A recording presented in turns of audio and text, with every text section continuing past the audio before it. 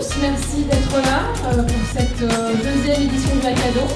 Vous avez des talents, des compétences, des savoir-faire qui sont extrêmement précieux pour les associations d'intérêt général.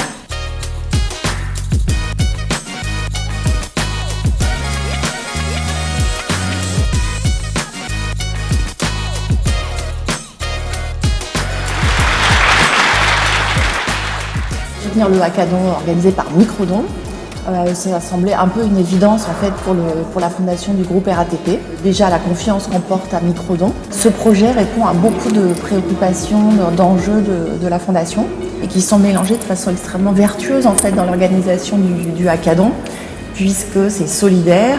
Le bénéfice du hackathon sera au profit de projets solidaires des associations et puis un projet d'entrepreneuriat. Ça inclut des élèves d'une école qui est marquée par l'accueil de diversité de talents. Vous avez développé votre application en France, vous allez pouvoir la déployer. La semaine qui sera au deuxième, ce sera pour présenter la plateforme de l'engagement. L'association Amis FSH, c'est une petite association qui gère les malades souffrant de la myopathie FSH. La myopathie fascio-scapulo-humérale est une maladie génétique, est une maladie évolutive et aujourd'hui incurable. On déploie beaucoup d'énergie pour informer les malades, pour financer la recherche, on collecte de l'argent, on collecte des dons.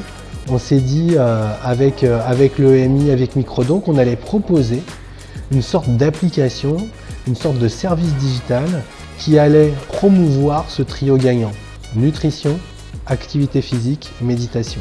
Donc là, on est en train de bosser avec les étudiants sur comment concevoir et designer au mieux cette application digitale et servir au mieux les myopathes FSH. Et puis il y a un truc qui nous fait super plaisir, on est atteint d'une maladie rare. Donc notre quotidien, il est souvent lié à l'isolement.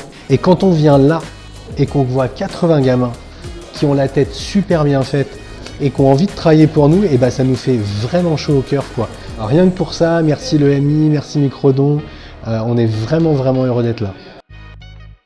Passeport pour l'emploi est un organisme de formation qui répond à un besoin vraiment des entreprises, nous disant on a besoin de collaborateurs, on a nous le savoir-faire, mais il manque souvent des gens avec un savoir-être. Et au travers du sport, on arrive vraiment à remobiliser ces personnes. Et le site internet qu'on avait créé à l'époque, donc il y a 2 ans et demi, 3 ans maintenant, n'est plus du tout le reflet de qui on est. Donc c'est vraiment de se dire qu'une poignée d'expertise d'une école comme l'EMI peut arriver à répondre à l'association et à un besoin de l'association de mettre en avant ce que nous on recherche et qu'on n'a jamais arrivé vraiment à retranscrire à travers de notre site. Donc on a beaucoup d'espoir.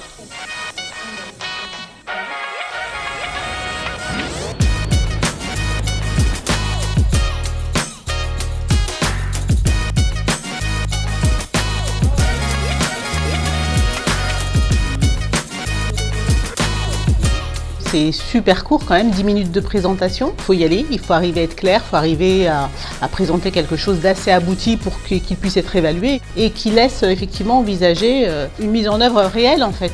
Pouvoir faire justement plancher ces étudiants de l'EMI sur justement un sujet tel que l'annuaire des anciens lauréats et la mise en relation des lauréats est toujours un sujet vraiment important parce que on va retrouver cette dynamique de partage, d'échange entre les jeunes et faire en sorte de mettre en avant et mettre en valeur justement des associations pour leur permettre d'avoir ce coup de pouce qui est gratuit en soi, qui permet d'avoir justement une fraîcheur et un petit renouveau et un petit regard aussi différent sur l'approche que l'on a de notre association.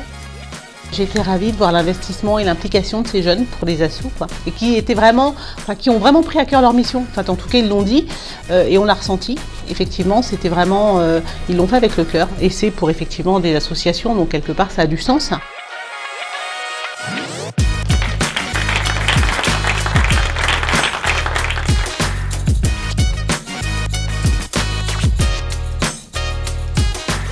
Je suis très fière que BNP Paribas Cardiff ait pu participer à cet événement. Moi, je dis bravo à l'EMI et aux étudiants parce que cette énergie dépensée et ces talents au service de projets à impact, de projets qui vont amener une société meilleure, je trouve que c'est génial. C'est une vraie joie pour nous en faisant bravo à nous.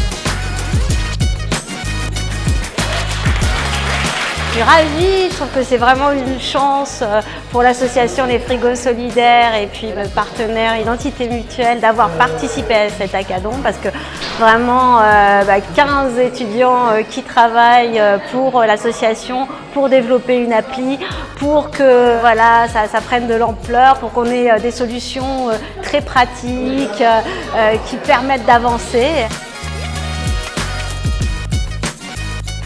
C'était hyper intéressant de voir comment ils se sont appropriés les besoins des associations et ils ont su créer, inventer les solutions.